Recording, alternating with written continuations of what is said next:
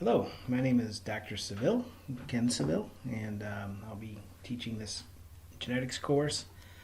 The first chapter is just a really general introduction to genetics, and it's probably stuff everybody's already heard of, and it's just a little something to get us started in thinking about genetics. So I'll just go over it quickly. There are a few important concepts in there that you should just sort of have in mind as we go forward in the class. So I'll point those out as we go. This book each chapter has some kind of opening little story that has some interesting aspect of genetics involved in it. This one happens to be about albinism. The girl in the middle is an albino. She has a genetic trait called albinism, and it's a homozygous recessive trait, or just a recessive trait, so she has to be homozygous to exhibit that particular phenotype. Those intro stories are interesting, and you're free to read them and think about them. I don't usually cover too much about them. Sometimes I'll just show the picture just to kind of get things started, but it's never anything that'll be on the exam specifically. This chapter really just talks a little bit about the importance of genetics.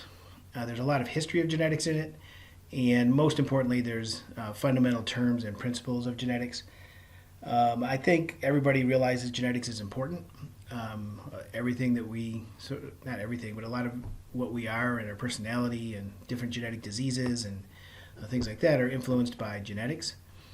There's a lot of history of genetics. There's a lot of old school theories, way back in like the 1700s and before that, ideas of how genetics worked. And it wasn't until Mendel came along in like 1860s he figured out, sort of started the modern understanding of genetics. I don't really cover a lot of the history of genetics. I don't think it's worth a whole lot of brain power right now to try to figure out exactly why these people were wrong and why we're right now. Once you have a solid understanding of current genetics, it's fun to go back and think about the history of genetics, but in the interest of time, I sort of skip over that part. What I really want you to get out of this chapter is some of the fundamental terms and principles of genetics. Each chapter will have a list of terms involved in it, and you really need to have a strong vocabulary. And one really good way to approach genetics is to think of it in terms of vocabulary and make sure you have a solid understanding of the terms that are involved. Now, this chapter will just be a review of some terms that you've heard before. Some you may have forgotten, maybe all of them you've forgotten, but now is a good time to review. So genetics is important. Certainly it influences our lives. If you have children, it influences what your children look like and how healthy they are and that sort of thing. Genes are very important for personality. And just overall, genes are fundamental to what we are. There's a lot of other things that are involved. There's a lot of environmental influences. I'm sure you've heard the term nature versus nurture. There is no nature versus nurture. Nature refers to the genetic component of who we are. Nurture refers to the environmental component. And everybody agrees that there's an interaction between the two, that genes are really important and the environment is really important. And then, specific traits, there are, maybe more genes involved in that particular trait, and maybe others, the environment is more important. This is an example of a disease in genetics. And I forget what it's called exactly, but this is just there to emphasize that a lot of diseases are caused by genes, mutations in genes. When you look at this PowerPoint, so this PowerPoint will be available in this recorded format. It'll also be available just as a PowerPoint. Always check the notes section. So if you view the PowerPoint in just regular mode, or I think they call it normal mode instead of presentation mode, you can see the notes that are at the bottom, and so you can go in and see what the name of this disease is. I'm not sure if I went to the notes thing right now. I think it might stop my recording, so I'm not going to do that, but it's some disc something or other, I don't know. So it's some gene that causes a disease, and there's lots and lots of human diseases, as well as animal diseases, plant diseases, that are caused by mutations in genes. So genetics is very important. but you could all name a few genetic diseases. Cystic fibrosis is a common one, Huntington's disease, sickle cell anemia. Cancer is genetic in sort of a slightly different way. So there's lots and lots of diseases that are caused by mutations in genes, which makes them genetic. Genetics is really important in agriculture for thousands and thousands of years, and the book goes into a little bit of the history. People have been breeding plants to get better varieties for agriculture. These days, people still breed plants for that reason, but we also have genetic technology where we can actually make mutants on purpose, and we can also do transgenic technology where we generate genetically modified organisms, or GMOs. That's very controversial for lots of reasons. Most reasons, in my opinion, have to do with the practices of the big corporations like Monsanto, and not really the technology itself. I don't think there's anything inherently wrong with making a genetically modified plant. There are lots of examples where it's very beneficial. There's something called golden rice, where they make rice that makes vitamin A, which helps fight against blindness. And there's lots of good reasons to do transgenic crops. There are some sort of corporate practices that are somewhat suspect, but that's a discussion for another time. But as we go forward in the world, we need more and more food to feed more and more people, and genetics and biotechnology is a really important avenue for figuring out how to get more yield and get more food for the population. I think this is kind of a funny picture. I don't even know what it is. This looks like some kind of crazy organic chemistry setup. But it's just emphasizing that genes are important in biotechnology and medicine. That means that we clone genes, and then we make the proteins from those genes, and we can use those proteins as medicines and drugs. And I've been doing this for a long time, and I've never once used an orange balloon in any of my experiments. So this is just kind of an odd choice for a picture to represent biotechnology. Suppose if I knew exactly what the guy was doing, it would make more sense, but and you organic chemistry students probably recognize that as some kind of crazy organic chemistry setup.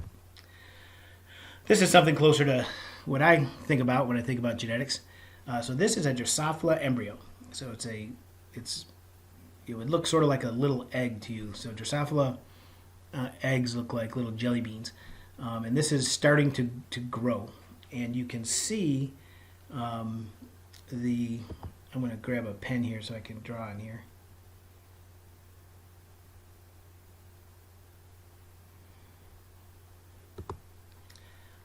And so, if this thing works, okay, there it is up there. Hopefully you can see this. Let me make it a laser pointer so you can see it.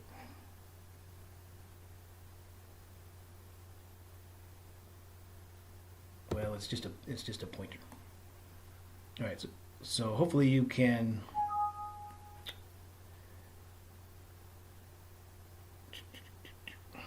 Uh-oh, I messed it up.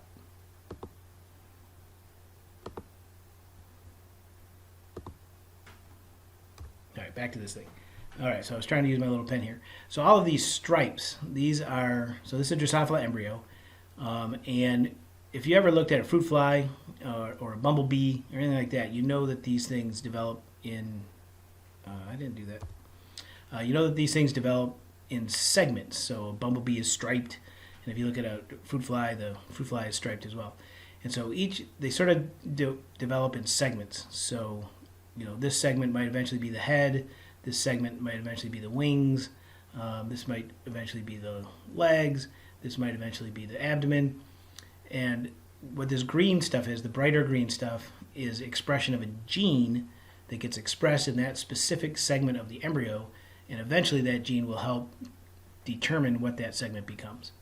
And so this is just kind of a cool picture to show that genes are important in development, and that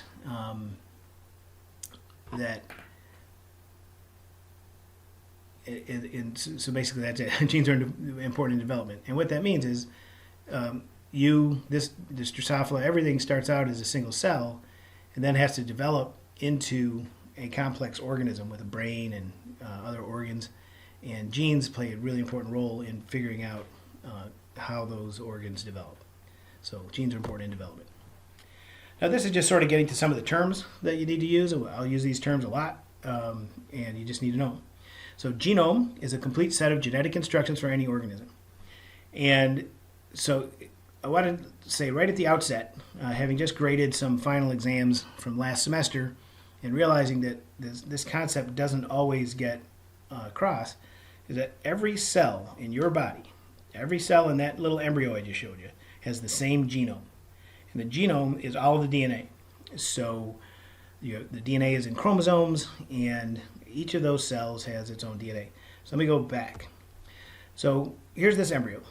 It's got a whole bunch of cells. You can't really see the individual cells, but there's tons and tons and tons of cells in there. All of these cells have the same genes. These stripes are showing that a particular gene is expressed in this particular pattern. You can kind of see individual cells. You can see these, that's like a nucleus. And so hopefully this is a visual thing that sticks in your mind, that genes are expressed at specific times during development. It's in specific tissues and organs at specific times when they're needed. So all cells have the same DNA, but those genes are expressed differently at different times and in different places. And that's one of the fundamental concepts of genetics. So on this, exam, I might ask, so here's two cell types, a kidney and a liver. And I'll show you a picture showing that the two genes, one gene is expressed in the liver but not in the kidney. Students often say that the gene is present in the liver and not in the kidney. But that's when terminology becomes important. A gene is DNA. It's present everywhere in every cell. It's expressed into RNA and protein only in some cells. So this is where we talk about the genome is the complete set of the organism, complete set of genetic instructions for an organism. So very rarely you see the genome being referred to as RNA, but for our purposes, the genome is DNA. So fruit flies, bacteria, humans, plants, everything has DNA as a genome. Some viruses have RNA as a genome, and we'll go into the details of the difference between DNA and RNA. But just know that DNA is the genome of every organism, and every cell has the same genome within that organism. And it's a coding system for genomic information. It's very similar among different organisms. What that means, that's kind of misleading. What that's saying is that how you go from a gene to a phenotype is similar. So you go from DNA to RNA to protein. There's a genetic code, and that genetic code is expressed in the same way in most organisms. So that's what they mean by the coding system. Of course, the DNA is different between a human and a fruit fly. There are a lot of similarities because humans and fruit flies do a lot of the same thing, like they all have to do glycolysis, and we need genes to do that. But the coding system, basically that means transcription and translation is similar in all organisms. When we study genetics, we think of it in a few different ways. There's transmission genetics. That's kind of like, that's how genes are passed down. So that's Mendelian genetics. If you've got a big A and a little a, you give either a big A or a little a to your offspring, and we can look at the patterns of how those genes are transmitted through generations, and that's what we mean by transmission genetics, how the genes are transmitted. Molecular genetics is, and let me get my little pen here right on here. Get used to seeing this. So molecular genetics, looks like a kindergartner's drawing this, but I got this weird little pen system. DNA, RNA, protein, transcription,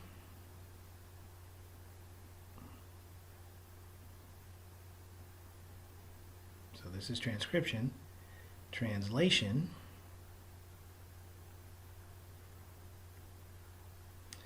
and this is replication,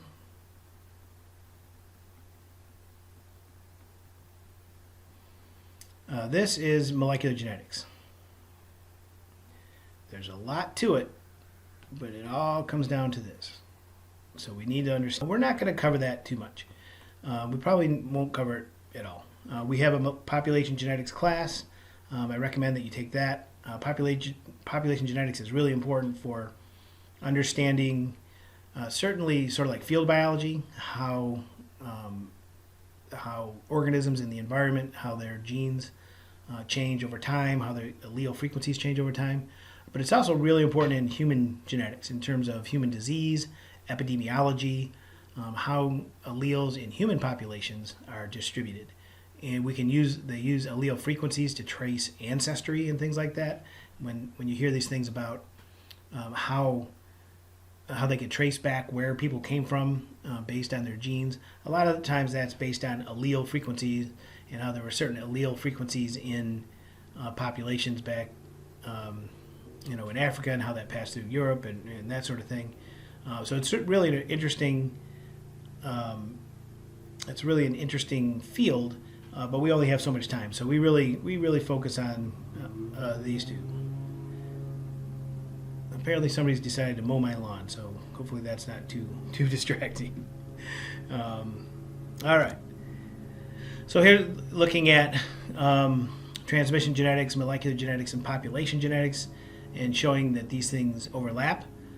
Certainly, transmission genetics, we're looking at the fact that genes are transmitted during meiosis and pass from parents to offspring. Molecular genetics, if we look at this big A and this little a, we're looking at the DNA sequence, and maybe this DNA is a little bit different. And so if we see a difference, that makes these things different alleles, and they're different because they have a slightly different DNA sequence, and they get a different designation, and that will lead to different phenotypes, perhaps. This is a picture of, I don't know if you can see it, but this is DNA, and this is a protein that's bound onto DNA. So you may recognize an alpha helix in there. So that's a three-dimensional structure, but that's just to represent molecules. And when we're talking about molecular genetics, we're talking about molecules, and in particular, we're talking about DNA, RNA, and protein. Population genetics down here, they're showing a population of these little ladybugs, and you can look at the allele. So this one might be homozygous for big A. This one might be homozygous for little a. This one might have a big A and a little a. And you can calculate the frequency of those genotypes and those frequencies of those alleles, and that's population genetics. When we do genetics, we use model genetic organisms. It's difficult to do experiments on humans and unethical mostly. We can do some experiments on human cells. We can look at pedigrees and ask how genes are inherited in human populations, but we can't really make mutants and study them in humans. So we use model genetic organisms instead. And these are things so Drosophila is the one model organism that we'll talk about a lot. It's what I've done my research on. And what all these things have in common is they have a relatively short generation time. They produce a decent number of progeny depending on the type of organism. It's easy to set up crosses. You want to cross, a curly winged fly to a straight winged fly. It's very easy. You just take a female and a male, you put them in a bottle, and they do their thing, and they have a lot of babies. And you can, you have to, be able to do these in a laboratory environment. And in particular, these last two are more important than most people give them credit for.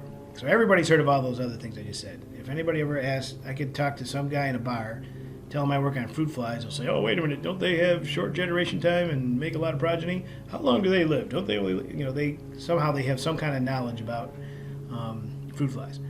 But what we really care about is that there's the availability of numerous genetic variants. So genetic variant is a mutant.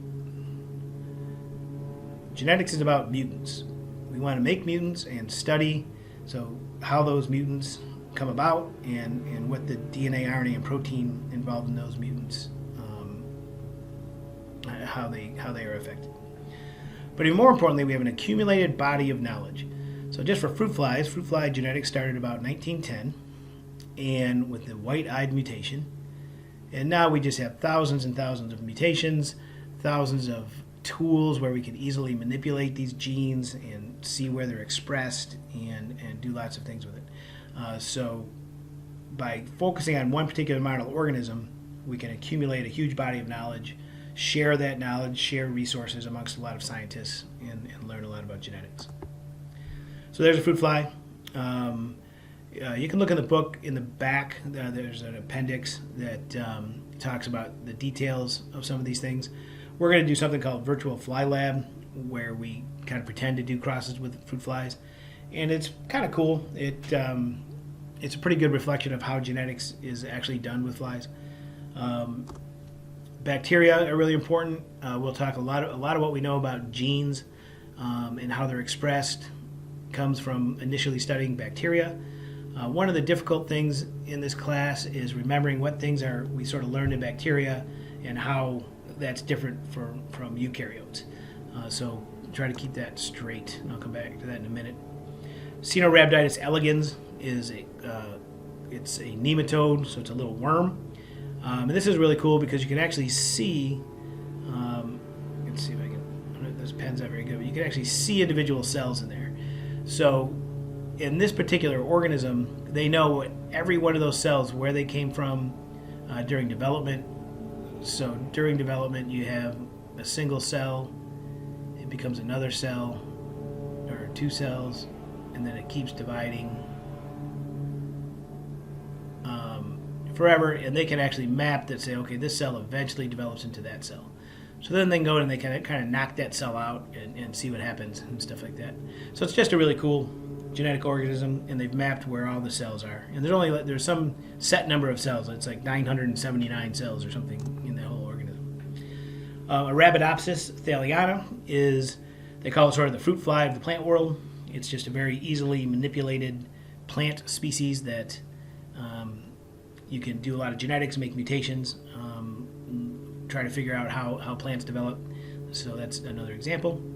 The mouse is really important. The mouse is sort of used as sort of a surrogate for a human because it is a mammal. It's a vertebrate. It has a backbone, it has brain. So there's a lot of things that we can study in mice and apply to humans.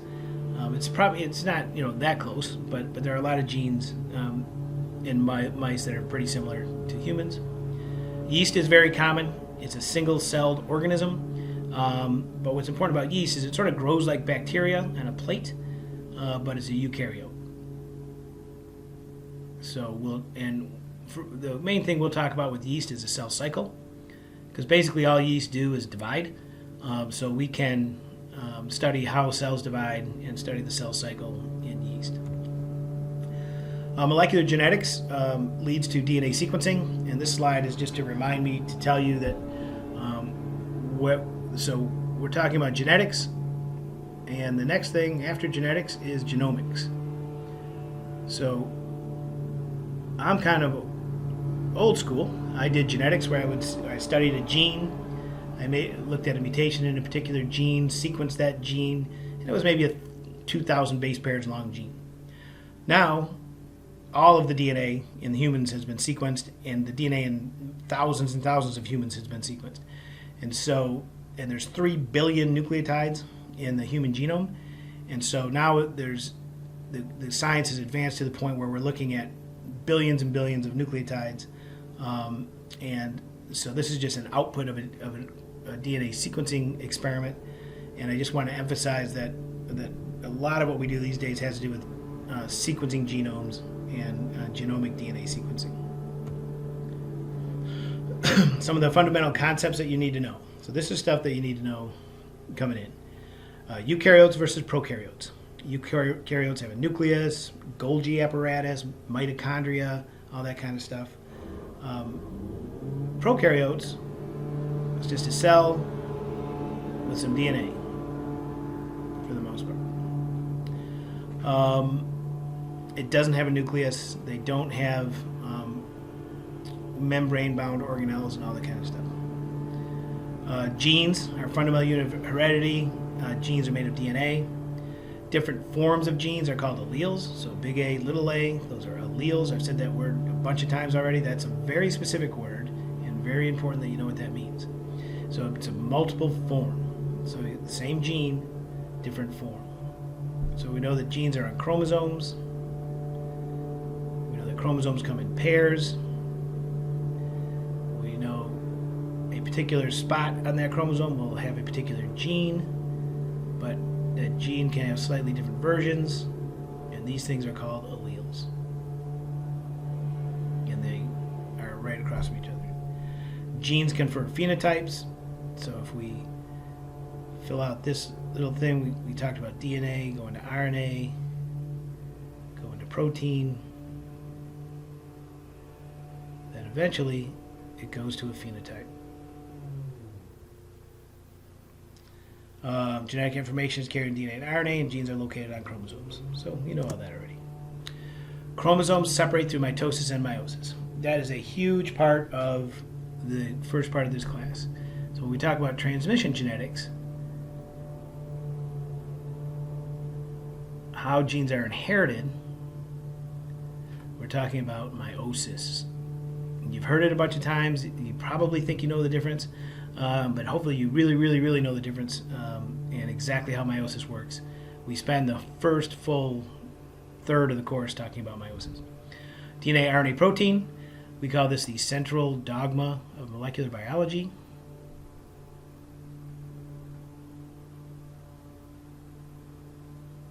So when we start talking about molecular genetics, it's all about DNA, RNA, protein. Mutations. You can't do genetics without mutations. So genetics is all about variation. So you're different than your parents, you're different than your sisters, you're different than your friends, you're different than a fruit fly, you're different than a mouse. And that's because at some point there have been mutations in genes that lead to your uniqueness. And so mutations aren't necessarily bad. They're absolutely essential for making you who you are and for evolution. They can be bad. You can get mutations that cause cancer. You get mutations that cause other diseases. But genetics is all about the study of mutations. Some traits, pretty much all traits are affected by multiple factors. It's very impossible to have just one gene do one thing and not be related to anything else. So we tend to focus on one gene. Like we might say, we get this dominant phenotype. And if we have this, we'd get a recessive phenotype.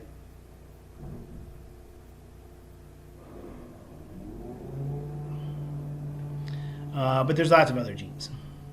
So environment, other genes,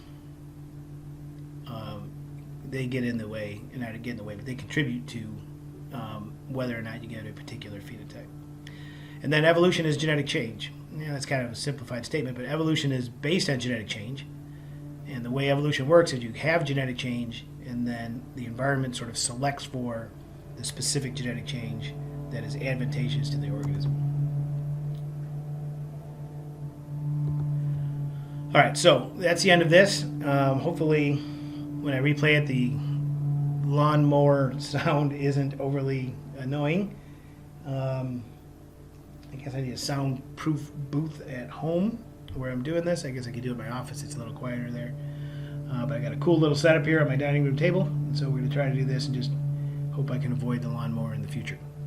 So anyway, so that's just a brief introduction to Chapter 1. Most of it you can get just from reading the chapter and doing the problems. And so we'll just leave it at that.